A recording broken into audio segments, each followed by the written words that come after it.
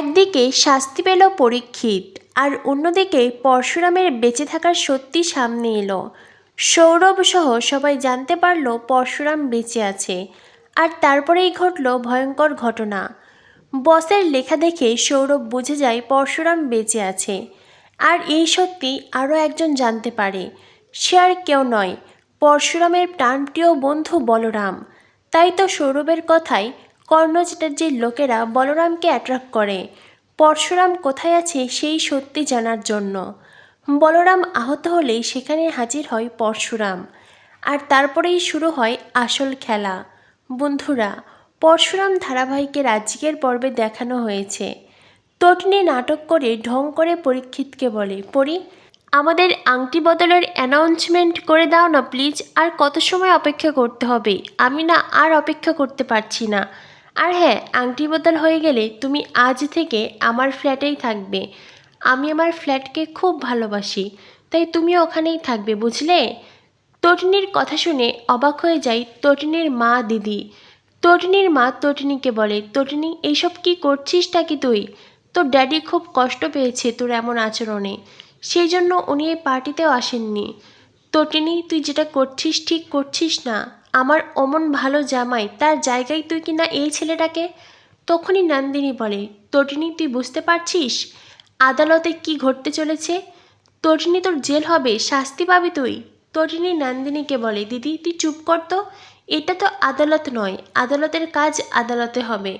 এখন বরং এসব কথা থাক। তাছাড়া ভালোবাসার মাঝে অন্য কোনো বিষয় ফ্যাক্ট না। এটা শুনে সবাই অবাক হয়ে যায়। ভূমিকা বলে, তটিনী, আমি তো এটাই বুঝতে পারছি না এই সব কিছু সত্যি। আমার এটা একদমই বিশ্বাস হচ্ছে না। তটিনী বলে, এটাই সত্যি, আর এটাই তোমরা মেনে নাও। তাছাড়া ভালোবাসার ঊর্ধ্বে কিছু নেই। আমার জীবন আমার মতো করে কাটাতে দাও। তখনই আয়ুষের মা আর প্রার্থনা বলে, ঠিকই তো বলেছ, কেন ওকে এতটা বিরক্ত করছো তোমরা? ও ওর জীবন ওর ইচ্ছেতে কাটাবে, তোমাদের এত কথা কিসের? এরপরেই কর্ণ চ্যাটার্জি বলে, কিন্তু আংটিগুলো কোথায়? তখনই ওয়েটার বেশে পরশুরাম ট্রলি নিয়ে সেখানে হাজির হয়। আর তারপরেই ওখান থেকে চলে যায়। লাল কাপড়ে ঢাকা আছে আংটি, এটাই ভাবে কর্ণ চ্যাটার্জি। কিন্তু ঘটনা অন্য।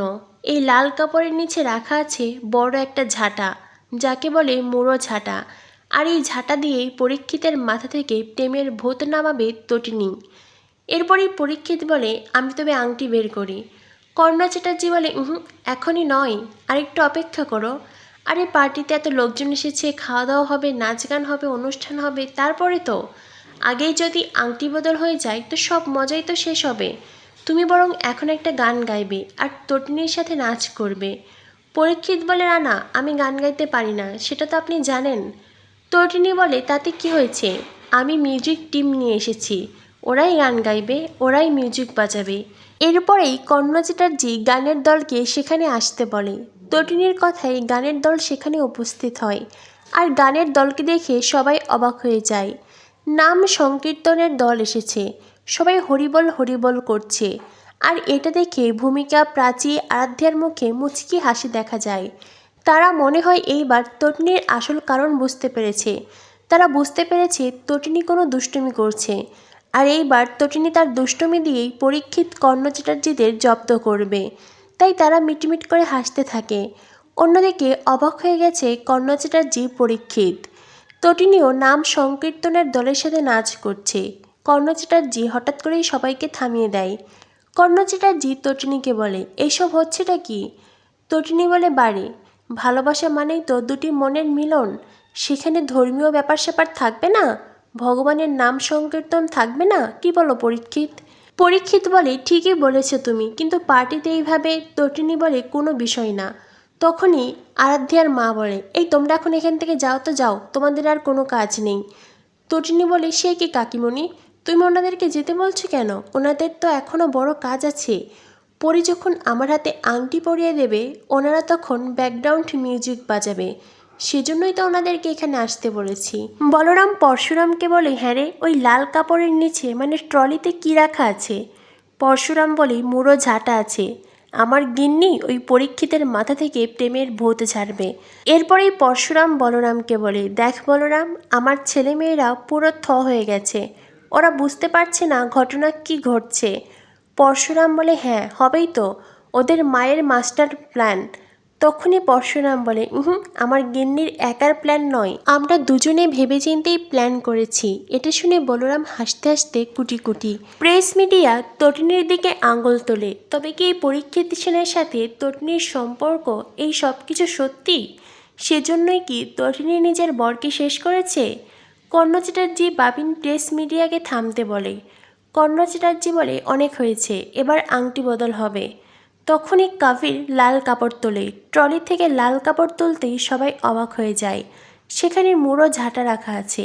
এটা দেখে কর্ণ চ্যাটার্জির চোখ কপালে। কর্ণ চ্যাটার্জি বলে, এখানে ঝাঁটা রাখা কেন? পরীক্ষিত বলে, তাই তো, আংটি কোথায়? তখনই তটিনী তার পানের বাটা থেকে আংটি বের করে। তটিনী বলে, আংটি দুটো এখানেই রাখা আছে। পরীক্ষিত বলে, আংটি ওখানে কেন গেল, আর এখানে ঝাঁটাই বা রাখা কেন? এরপরেই তটিনী সবাইকে আসল কারণ জানায়। তটিনী প্রেস মিডিয়াকে বলে, আপনাদেরকে প্রেসকে ফোর্থ পিলার বলা হয়, অথচ আজ আপনারা এখানে এসেছেন কর্ণ চ্যাটার্জি, কাবির চ্যাটার্জি আর এই পরীক্ষিতের মতন কয়েকজন ক্রিমিনালের কথায়। তাদের ইনভিটেশনে আপনারা এখানে এসেছেন এটা যাচাই করতে যে আমিও এদের মতন ক্রিমিনাল কিনা, পরীক্ষিত সেনের সাথে আমার সম্পর্ক আছে কিনা, আমি এই পরীক্ষিতের জন্য আমার বরকে শেষ করেছি কিনা। কিন্তু বিশ্বাস করুন, আমি এদের মতন ক্রিমিনাল নই, আমি অপরাধী নই। আর আমি আমার বরকে শেষ করিনি, আমি আমার বরকে খুব ভালোবাসি। আর এই পরীক্ষিত সেন, একে ভালোবাসার প্রশ্নই ওঠে না। আজ আমি সবার সামনে সেটাই প্রমাণ করব।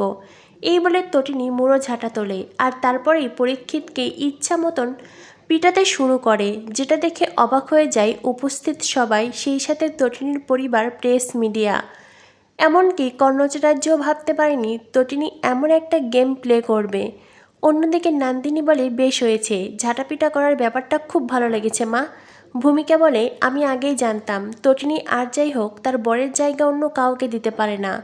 এদিকে পরীক্ষিতকে ইচ্ছা মতো ধোলাই দেওয়ার পরে তটিনী তার মাথায় ড্রিঙ্কস ঢেলে দেয় আর প্রেসের সামনে প্রমাণ করে দেয় পরীক্ষিত কর্ণ চ্যাটার্জির হাতের পুতুল হয়ে তটিনীকে কলঙ্কিত করতেই এই পুরো পরিকল্পনার অংশ হয়েছিল। আর এই পুরো পরিকল্পনা সাজিয়েছে এই কর্ণ চ্যাটার্জি। তটিনীর কথা, তার কাণ্ড কারখানা দেখে সবাই অবাক হয়ে যায়। লাট্টুপিকেও খুব খুশি। এত সময় লাট্টুপিকু কিছু না বুঝলেও এবার বুঝতে পারছে তাদের মাম্মি একজন ক্রিমিনালকে শাস্তি দিয়েছে। আগামী পর্বে দেখানো হবে পরশুরামের বসের জ্ঞান ফিরে আসে। সৌরভ বসের কাছে জানতে চাই, বস একবার মুখ দিয়ে বলুন আপনাকে কে শেষ করতে চেয়েছিল, একবার তার নামটা বলুন। এই বলেই সৌরভ বসের সামনে খাতার পেন নিয়ে আসে। বসকে বলে, তার নামটা লিখুন। বস পরশুরামের নাম লিখে, যেটা দেখে অবাক হয়ে যায় সৌরভ। আগামী পর্বে এটাও দেখানো হবে সৌরভের কথায় কর্ণ চ্যাটার্জির লোকেরা বলরামকে অ্যাট্রাক্ট করে পরশুরামের ঠিকানা জানতে। বলরাম আহত হলেও মুখ খোলে না, কিন্তু তখনই হাজির হয় পরশুরাম। তো বন্ধুরা বুঝতেই পারছো, একদিকে শাস্তি পেল পরীক্ষিত, অন্যদিকে পরশুরামের আসল সত্যি সামনে এলো। কি হতে চলেছে পরশুরাম ধারাবাহিকে? পরশুরাম ধারাবাহিকের পরবর্তী আপডেট পেতে আমাদের সাথেই থেকো। ধন্যবাদ সবাইকে।